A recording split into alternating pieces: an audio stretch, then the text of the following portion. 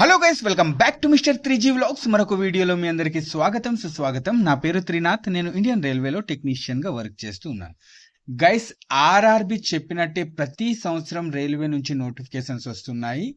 ఇది వచ్చేసి technician grade 3 notification, continuous గా 3వ సంవత్సరం అన్నమాట. సో గైస్ చూడండి, ఐటీఐ చేసిన వాళ్ళకి ఒక మంచి అవకాశం రైల్వేలో టెక్నీషియన్ ఉద్యోగం చేసేందుకు. చూడండి గైస్, టోటల్ గా వేకెన్సీస్ వచ్చేసి 24 కేటగిరీస్ లో టెక్నీషియన్ గ్రేడ్ 3కి సంబంధించి నోటిఫికేషన్ అయితే వచ్చింది. టోటల్ గా వేకెన్సీస్ వచ్చేసి 6234 technician grade 3.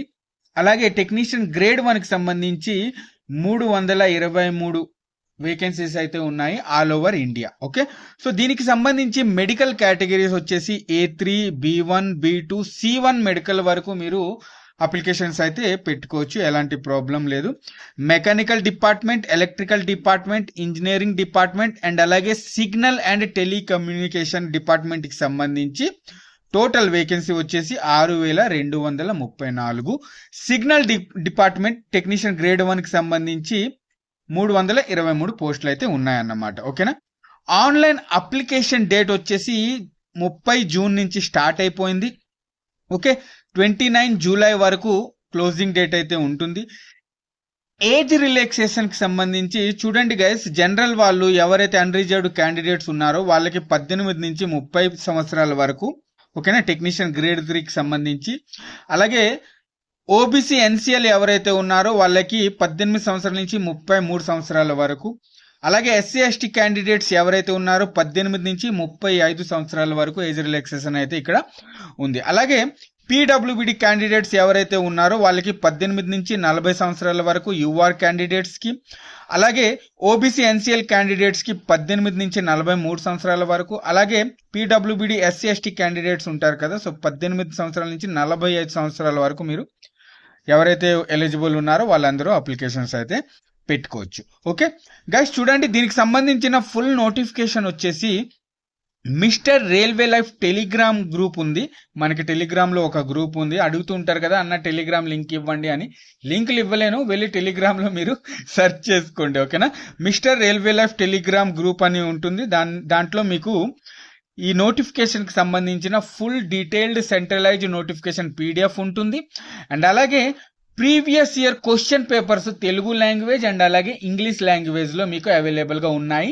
RRB technician grade 3కి సంబంధించి previous year official question papers. ఓకేనా, ఇవి మీకు అక్కడ PDF ఫ్రీగా అవైలబుల్ గా ఉన్నాయి, మీరు డౌన్లోడ్ చేసుకోవచ్చు. ఓకే, మరి దీనికి సంబంధించి అప్లికేషన్ ఎక్కడ పెట్టుకోవాలి అంటే rrbapply.gov.in ఈ వెబ్సైట్ లో మీరు అక్కడ opening date, apply date, closing date రెండు చూపిస్తూ ఉంటుంది, నోటిఫికేషన్ చూపిస్తుంది. అక్కడ మీరు వెళ్ళి లింక్ క్లిక్ చేసి అప్లికేషన్ అయితే పెట్టుకోవచ్చు. ఇంకా ఎక్స్ట్రా డీటెయిల్స్ లోనికి వెళ్తే గనక శాలరీ వచ్చేసి టెక్నీషియన్ గ్రేడ్ 1కి సంబంధించి 29,200 రూపాయలు. ఇది వచ్చేసి బేసిక్ పే. దీంతో పాటు డిఏ లభిస్తుంది, అలాగే హౌస్ రెంట్ అలౌన్స్ లభిస్తుంది. డిఏ వచ్చేసి ఉదాహరణకి ఒక 60% ఉందనుకోండి, 60% డిఏ దీంట్లో కలిపి ఇంకా ఇస్తారు. అలాగే హౌస్ రెంట్ అలౌన్స్ కూడా ఇస్తారన్నమాట. దీనికి సంబంధించి అది కూడా పర్సెంటేజ్ ఉంటుంది. సో టోటల్ గా ఇలా శాలరీ మీకు ఇంకొక 12,000 నుంచి 15,000 వరకు ఎక్స్ట్రా శాలరీ అయితే మీకు వస్తుంది. 29,000తో పాటు 15,000 వరకు ఎక్స్ట్రా శాలరీ మీకు ఉంటుంది అన్నమాట. అలాగే శాలరీ టెక్నీషియన్ గ్రేడ్ 3కి సంబంధించి చూసుకున్నట్లయితే కనుక బేసిక్ పే 19,900 రూపాయలు. దీంతో పాటు డిఏ అలాగే హౌస్ రెంట్ అలౌన్స్ ఇస్తారు. ఇంకా అదర్ అలౌన్సెస్ చాలా ఉంటాయి. రేపు ఒక వీడియో మీకోసం చేస్తాను, టెక్నీషియన్ శాలరీ స్లిప్. ఓకేనా, టెక్నీషియన్ గ్రేడ్ 1 శాలరీ స్లిప్ అనేది మీకు చూపిస్తాను. June month salary slip. ఓకేనా, జూన్ 2026 శాలరీ స్లిప్ అనేది మీకు రేపు వీడియోలో చూపిస్తాను. ఓకే, ఇంకా డీటెయిల్డ్ వీడియోలోనికి వెళ్తే కనుక అప్లికేషన్ ఫీజు వచ్చేసి యూఆర్ ఓబీసీ వాళ్ళకి 500 రూపాయలు ఉంటుంది. దీంట్లో ఏంటంటే రిఫండ్ అయిపోతుంది, ఒక 400 రూపాయలు రిఫండ్ అయిపోతుంది ఎప్పుడు మీరు CBT ఎగ్జామ్ రాసిన తర్వాత. ఓకే, అలాగే PWBD SC ST female transgender EBC candidates ఎవరైతే ఉంటారో వాళ్ళకి 250 రూపాయల ఫీజు అనేది లభిస్తుంది. ఇది కూడా మీకు రిఫండ్ అయిపోతుంది. టోటల్ గా 250 రూపీస్ రిఫండ్ అయిపోతుంది ఎప్పుడు CBT ఎగ్జామ్ లో కూర్చుని మీరు ఎగ్జామ్ రాసిన తర్వాత. ఓకే, సో ఇది ఇలా ఉంటే గనక సింగిల్ సిబిటి ఎగ్జామ్ అండి. ఓకే, మీరు రైల్వేలో చాలా ఎగ్జామ్స్ చూసే ఉంటారు, ఎన్టీపీసీ కానివ్వండి, అసిస్టెంట్ లోకో పైలట్ కానివ్వండి. ఇలా ఏంటంటే సింగిల్ సిబిటి ఉండదు, సిబిటి 1 ఉంటుంది, సిబిటి 2 ఉంటుంది అన్నమాట. ఓకేనా, బట్ టెక్నీషియన్ లో ఏంటంటే సింగిల్ సిబిటి ఉంటుంది. ఈ సిబిటి ఎగ్జామ్ క్లియర్ అయిన తర్వాత డాక్యుమెంట్ వెరిఫికేషన్ ఉంటుంది, తర్వాత మెడికల్, తర్వాత జాయినింగ్ అయితే అయిపోతుంది అన్నమాట. ఓకేనా, సో అందుకే ఈ పోస్ట్ యొక్క కట్ ఆఫ్ అనేది చాలా ఎక్కువ ఉంటుంది. ఏ జోన్ లో కూడా మీకు 80కి తక్కువ కనిపించదు. ఓకేనా, యువారికి 80కి తక్కువ కనిపించదు. అలాగే ఓబీసీ చూసుకున్నట్లయితే గనక 78కి పైనే ఉంటుంది. అలాగే ఇంకా ఎస్సీ ఎస్టీ చూసుకున్నట్లయితే గనక 75% పైనే ఉంటుంది అన్నమాట కట్ ఆఫ్. ఓకేనా, ఇలా ఉంటుంది. ఎవ్రీ ట్రేడ్ బట్టి ఉంటుంది, అంటే వేరే వేరే ట్రేడ్ కి వేరే వేరే కట్ ఆఫ్ ఉంటుంది. ఫిటర్ కి ఒకలా కట్ ఆఫ్ ఉంటుంది, ఎలక్ట్రీషియన్ కి ఒకలా కట్ ఆఫ్ ఉంటుంది, అండ్ అలాగే వెల్డర్ కి ఒకలా కట్ ఆఫ్ ఉంటుంది, కార్పెంటర్ కి ఒకలా కట్ ఆఫ్ ఉంటుంది. ఓకేనా, బ్లాక్ స్మిత్ ట్రేడ్ కి ఒకలా కట్ ఆఫ్ ఉంటుంది. సో ట్రేడ్ బట్టి వేరే వేరేగా కట్ ఆఫ్ అనేది ఉంటుంది అన్నమాట. ఓకే, సో సిలబస్ విషయానికి వస్తే గనక మ్యాథ్స్ అనేది సిబిటి ఎగ్జామ్ లో 25 క్వశ్చన్స్ మ్యాథ్స్ ఉంటాయి. అలాగే రీజనింగ్ వచ్చేసి 25 ప్రశ్నలు ఉంటాయి. అలాగే జనరల్ సైన్స్ కి సంబంధించి 40 ప్రశ్నలు ఇస్తారు. ఇది కూడా బేసిక్ జనరల్ సైన్స్. ఓకేనా, పెద్దగా డెప్త్ గా అడగరు, బేసిక్ సైన్స్. ఓకే, ఎన్సీఆర్టీకి సంబంధించి మీరు ఒక 10-11 చాప్టర్లు చదివేసుకున్నారు అనుకోండి, ఫిజిక్స్, కెమిస్ట్రీ, లైఫ్ సైన్స్ కి సంబంధించి, సో మీ సైన్స్ అనేది క్లియర్ అయిపోతుంది అన్నమాట. ఒక్కసారి చదివితే చాలు, సైన్స్ అనేది క్లియర్ అయిపోతుంది. మరి ఎలాంటి ప్రశ్నలు అడుగుతాడు అంటే గనక ప్రీవియస్ ఇయర్ క్వశ్చన్ పేపర్స్ మీరు చూస్తే గనక మీకు అర్థమైపోతుంది ఎలాంటి ప్రశ్నలు అడుగుతున్నాడు అని. దాన్ని బట్టి మీరు చదివితే ఓకే.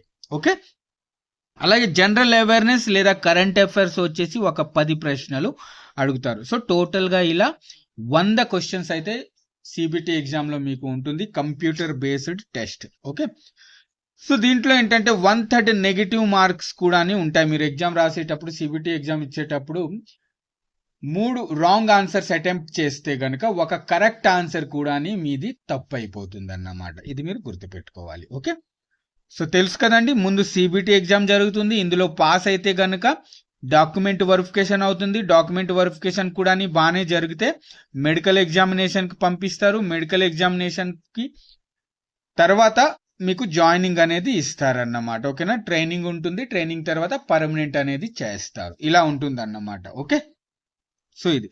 సో క్వాలిఫికేషన్ విషయానికి వస్తే కనుక 10th తో పాటు ఐటీఐ, ఎస్సీవిటీ లేదా ఎన్సీవిటీకి సంబంధించి మీ ట్రేడ్ ఏ ట్రేడ్ ఉంటుందో దానికి సంబంధించి ఎన్ని కేటగిరీస్ లో మీరు అప్లికేషన్ పెట్టుకోగలుగుతారో ఆన్లైన్ అప్లికేషన్ పెట్టుకునేటప్పుడు మీరు చెక్ చేసుకోండి. ఓకేనా, అక్కడ మీకు చూపిస్తుంది. మీరు ఫిటర్ ట్రేడ్ చేశారనుకోండి, ఎన్ని కేటగిరీకి మీరు ఎన్ని కేటగిరీస్ పోస్టులకి మీరు అప్లికేషన్ పెట్టుకోవాలో అక్కడ చూపిస్తుంది.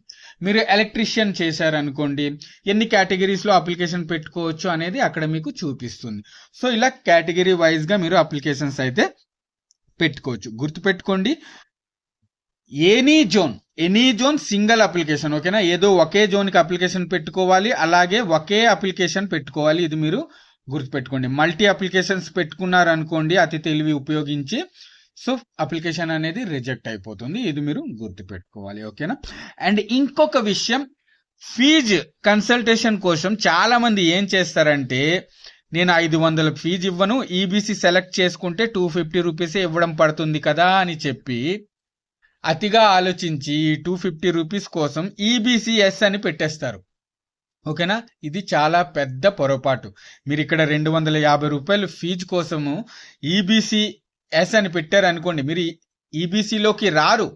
బట్ ఈబీసీఎస్ అని పెడితే కనుక చాలా ఫ్యూచర్ లో చాలా ఇబ్బందులు ఎదుర్కోవాల్సి వస్తుంది. అదేంటంటే, ఒకవేళ మీరు సెలెక్ట్ అయినా సరే మీ వద్ద ఈబీసీ సర్టిఫికెట్ లేకపోతే గనక మీకు జాబ్ అనేది ఇవ్వరు. ఇది గుర్తుపెట్టుకోండి. ఓకేనా, సో ఎవరైతే ఈబీసీ కింద వస్తారో వాళ్ళు మాత్రమే ఈబీసీలో ఎస్ పెట్టండి, లేదంటే ఇక్కడ వదిలేయండి. Already SC ST female transgenders కి 250 పడుతుంది, పీడబ్ల్యూఎల్ కూడా 250 పడుతుంది. ఆ ఫీజు కూడా రిఫండ్ అయిపోతుంది.